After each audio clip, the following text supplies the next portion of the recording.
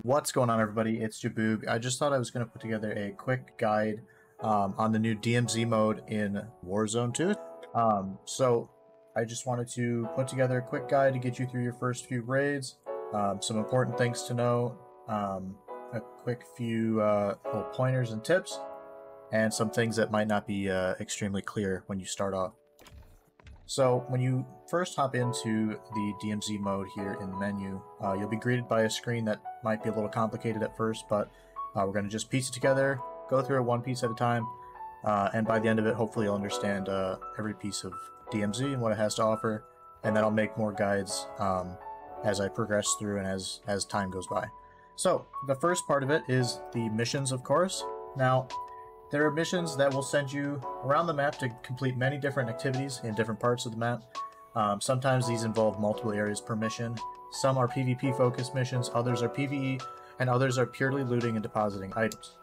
There are three factions, as you can see. There's the Legion, White Lotus, and Black Mouse.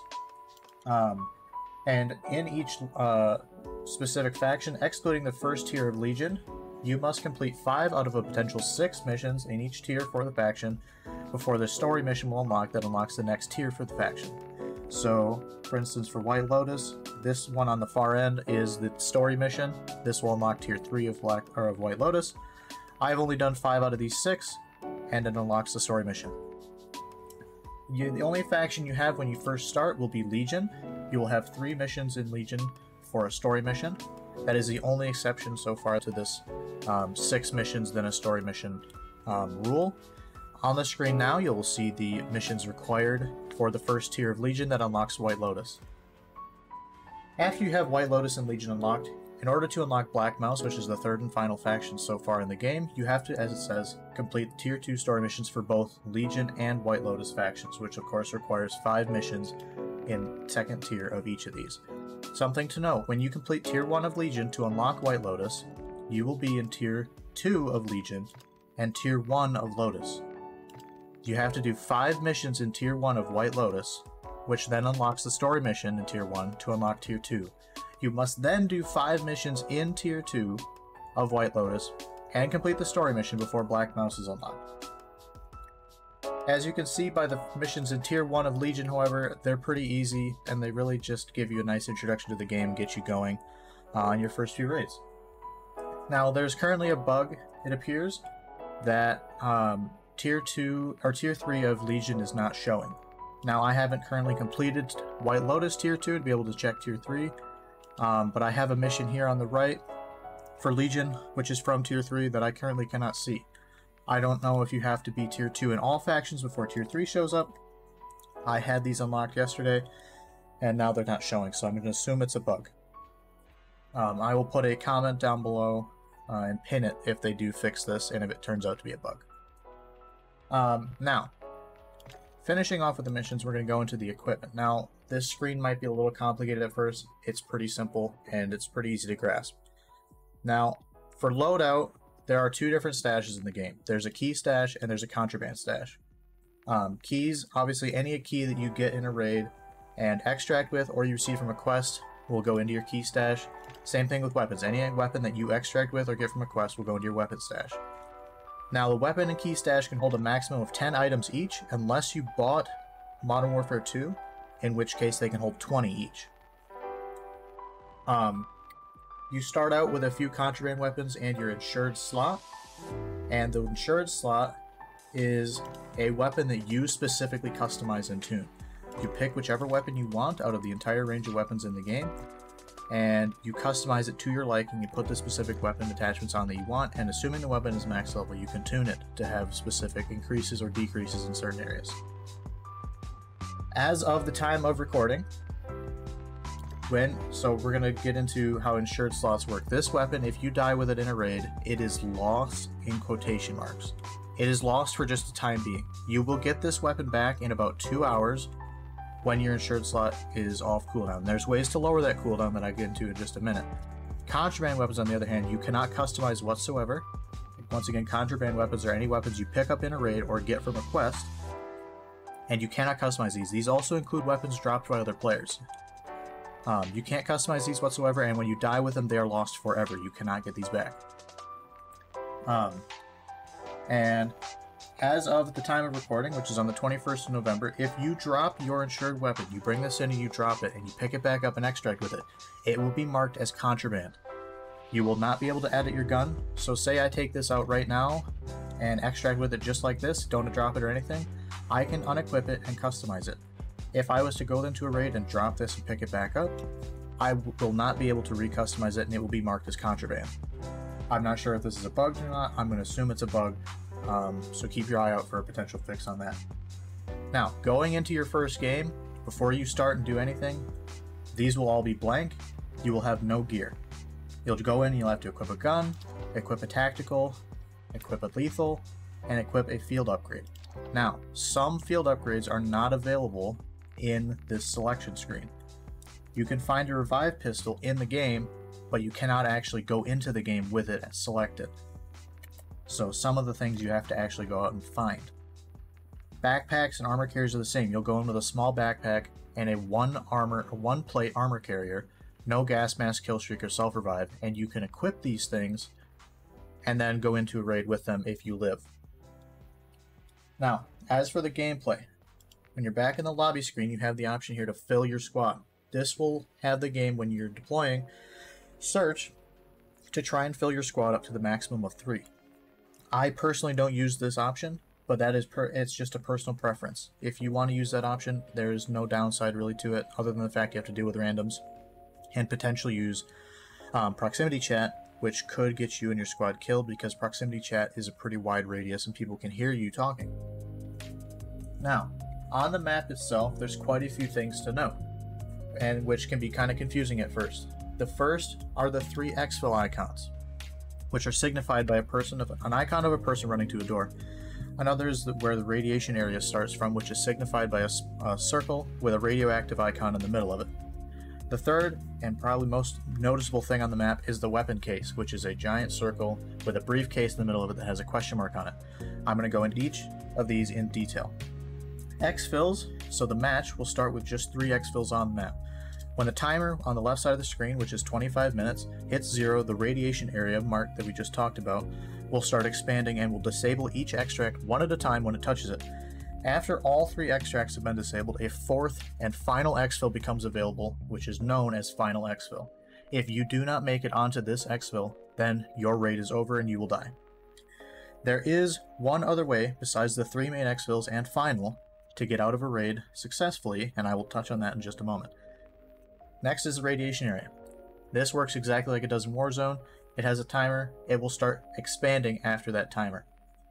If you're in it without a gas mask, which you can find around the map in containers, there's 2 kinds. There's a regular and a durable. It will damage you.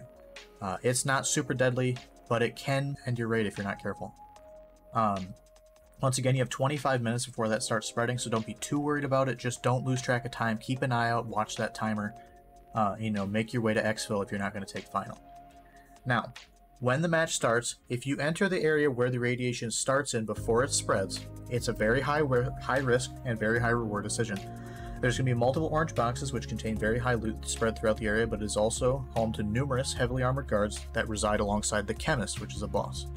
The chemist is easily identified by his hazmat suit. The radio operator will tell you that the chemist is nearby, and you might see the hazmat suit and just think that he's not very armored.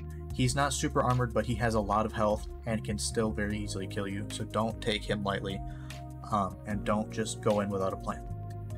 The third and biggest, most noticeable thing on the map is going to be the weapon case. It will always reside in an area near the middle of the map, and usually in about 1 of 4 areas, and it always has a lot of guards that are very difficult and very armored. The case itself is held by a juggernaut holding a minigun. This is the strongest boss on the map and will shred through even 3-plate armor in just a matter of seconds, so direct engagement is not a great idea. My recommendation is teamwork, aiming for his head. I found that's the best way to take him out. Once you kill him though, and pick up his case, the entire map gets told that the weapon case has been picked up, and the location of whoever is holding it in your team, whether it's you or your friends, is shown on the map for all players to see, and it's a direct location, so it's not just an area, so you have to be ready for a fight and quickly get to an extract. Other than those 3, there's also contracts. There are currently 9 different contract types in DMZ, each has you doing something different. I'm going to make a video soon talking about the contracts and a quick guide for each one. But for now, I'm going to just talk about the very important contracts. The first is hostage rescue. Earlier, I mentioned a way to exfil besides the 4 main exfils, be it the 3 primaries and then final, and this is how it's done. The hostage rescue contract will have you go to a location after picking up the contract itself. You'll breach into a building that has heavily armored enemies, and once you breach in, a timer will start. You must clear the building and find the hostage and defuse the bomb that's on the hostage before the timer expires. If it does expire, the bomb will explode and the hostage will die and the contract will fail. And the timer is pretty short. It's about a minute or so, I would assume, so be very quick. And then once the bomb is defused and the hostage is rescued, a helicopter will arrive nearby to collect your hostage, and once you set the hostage down in the helicopter, the timer will start counting down. You can either stay in the helicopter and exfil with him, or you can get out and go continue on with your raid. That is the only other way that I have found so far, and I believe that's so far the only other way you can exfil besides the primary exfils. Another contract type is secure intel. This will send you to a somewhat large area to search buildings and find a laptop with a hard drive in it. Sometimes the area's got quite a few buildings, and it can be kind of a pain to find which building it's in, because it doesn't tell you, and the laptops are often in corners or in little kind of out of the way spots in the buildings, so make sure you look carefully and thoroughly. Once you have the drive, it'll send you to a nearby radio tower to climb up and secure the intel. You'll plant it inside of a little computer, and it'll start a timer that builds up. Make sure you stay up on top of that tower until the thing is completely secured, otherwise it will stop the timer. Once this is over, it will give you the location of a nearby commander or boss. This can also show you the exact location of the Juggernaut for the weapons case, which is very helpful if you plan on hunting it down. Another contract type is destroying supplies. This has you go to 2 areas near each other and blow up 2 boxes of supplies. This will call in enemies each time you plant a bomb, so be prepared for a fight. Once they've exploded, the locations of nearby safes are shown, which can be drilled for large amounts of money and good gear, which is a nice way to get yourself a good boost if you're needing some money to go buy something from a buy station, or you just want a nice boost and some good gear. The fourth and final contract types I'm going to talk about here that I find very important are ship/deliver supplies. They're 2 different contracts. They're almost identical. The only difference is that in a ship contract you'll be in a boat, and in delivery you'll be in an LTV, which is a truck. Both of these will be armed with mounted machine guns, which are used to defend yourself from an enemy helicopter that will stop you from your delivery or shipment, so be ready. This is very, very important to be ready. The helicopter is quite tanky, and it can take quite a few bullets to take it down. Now on to exfilling itself. When you decide that it's fully time to exfil, make your way to the exfil icons on the map and prepare for a potential fight between either AI or other players. If you get to the exfil or you're just about there and you see a green flare in the air above the exfil, or a helicopter on its way to the ground or on the ground, there's another team waiting for the helicopter or they are currently extracting. When you call it, there will be a short delay before the helicopter reaches the exfil point. You must defend yourself until it arrives, and it will also shoot up that flare I just mentioned. Once it lands, there will be a timer that's about a minute long that starts counting down. When that timer hits 0, it will leave regardless if you're on it or not. Once everyone gets on the helicopter though, regardless of where the timer's at, it will be lowered to 5 seconds unless it is lower than 5 seconds, and then you do not have to wait out the entire timer if you get on before that 5-second mark. Upon successful exfil, everything that is not equipped, such as backpacks, your armor, carrier, your kill streaks, and stuff like that, will be sold for cash or experience. Now this is how you lower your insured slot cooldown. Cash brought out of a raid or received by items being sold at the very end, which is done automatically, will be used to reduce the cooldown of your insured slot. I'm not exactly sure what the number is for the reduction, but obviously extracting with more cash results in a greater reduction. It's very worth noting that kill streaks stored in your bag will be sold at the end of the raid, so if you want to hold on to that kill streak for the next raid, it must be equipped rather than stowed before you exfil, or it will be lost. That's pretty much it for my little quick DMZ guide. I'm going to make a guide in the upcoming days for strongholds, which are required for the first tier of Legion for the story mission.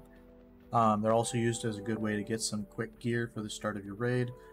Another thing that I'm going to make a video on very soon is all the contract types, as I mentioned, so keep a lookout for that. And then the bosses. I'm going to make a guide on how to effectively go take down the Juggernaut, and stuff like that. So make sure you leave a comment, like, and subscribe. I'd really appreciate it.